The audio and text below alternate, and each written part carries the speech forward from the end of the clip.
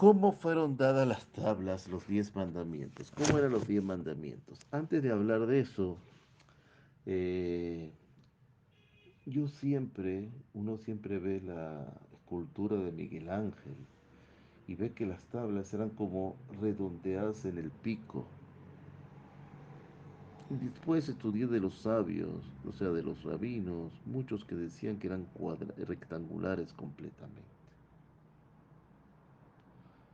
Pero después, un mismo rabino muy grande en Israel se retractó. Dice, yo hasta los 70 años de edad yo creía también que eran rectangulares. Hasta que vio explicaciones del Zohar, de diferentes sabios, donde explicaban que era como una gota que bajó, como la Torah es agua, es como si hubiera bajado el maná también en una gota de rocío. Y cuando se succionó, quedó el pico, es decir, la parte, el ápice de las tablas quedaron así en forma redondeada, como si hubieran sido una gotita. Entonces son redondeadas por arriba. Porque van a encontrar rabinos que digan así o que digan asado.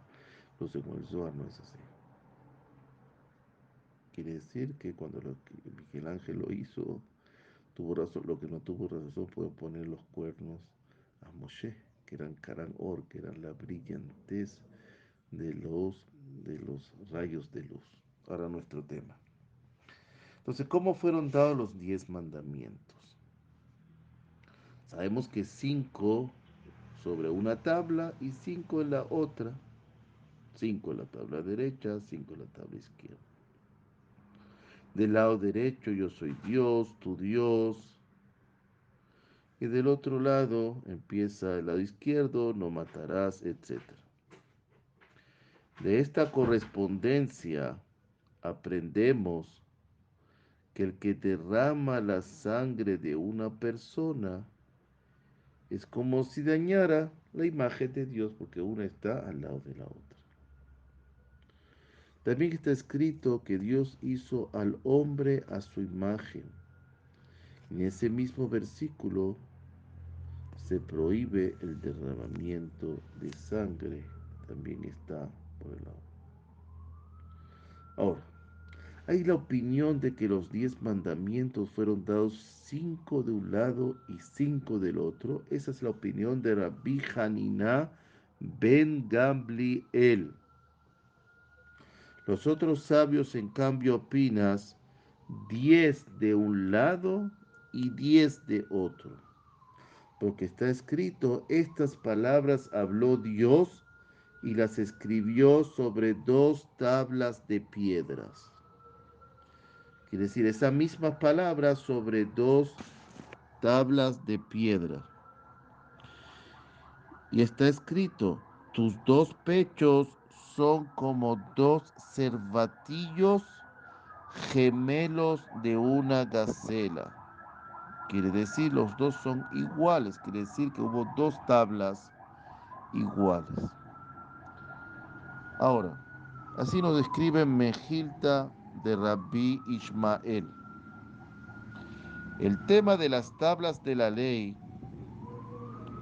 ha dado lugar a muchos comentarios, ya que los distintos versículos que se refieren a este tema presentan puntos de duda, puntos de oscuridad en las palabras. ¿Cómo se llama oscuridad semántica?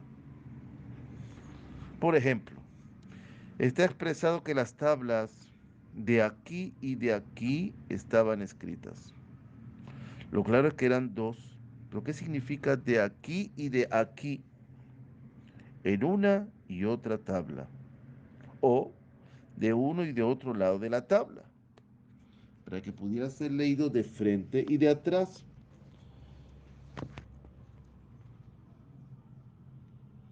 ¿Ok? Nuestro Midrash entonces está hablando de 2 versiones. Primera, es que los mandamientos estaban repartidos en las 2 tablas, 5 y 5, como conocemos popularmente.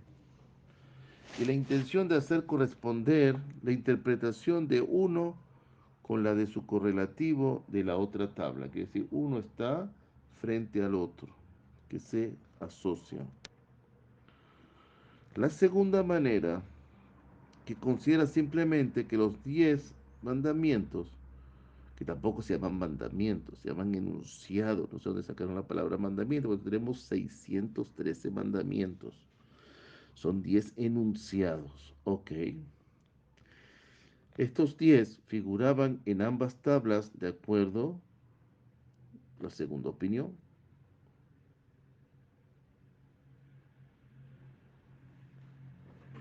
Ahora,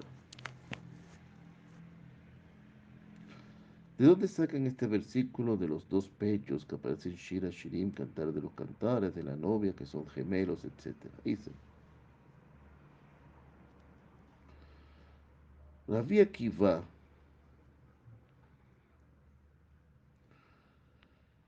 dice que el cantar de los cantares, Shira, Shirim, tiene apariencia de poema erótico entre una pastora y su novio. Amor humano lleno de angustias, esperanza, descripciones, deseo físico, pero dijeron, la verdad es que ese poema es una gran alegoría de las relaciones entre el Espíritu de Dios y el pueblo de Israel. Lo llamaron Kodesh Kadashim, las escrituras más sagradas de las sagradas. Por tanto, se aplica a su lectura el método de la alegoría. Los dos pechos aquí son interpretados como las dos tablas de la ley. Son gemelas, son idénticas, son iguales y cada una contiene lo que hay en su compañera. Por eso es que dicen que habían dos tablas, que estaba escrito todo. Hay otra versión del Midrash que entiende que esos dos pechos aluden a Moshe y a Aarón. Así es que la versión ashkenazí clásica del canto que decimos al final de la Gadá, Ejat mi yodea, Ejat o Shenai mi yodea, Shed, Jodabrit. Entonces hay dos tablas de la ley, dicen ahí. El número 2 equivale al Shenei Lujodabrit, las dos tablas de la ley. Mientras que en ciertas comunidades sefardíes se interpreta como Moshe y Aarón. Lo vamos a ver en la Gadá y eso nos va a llamar la atención. Baruch Hashem Leholam. Amén, amén.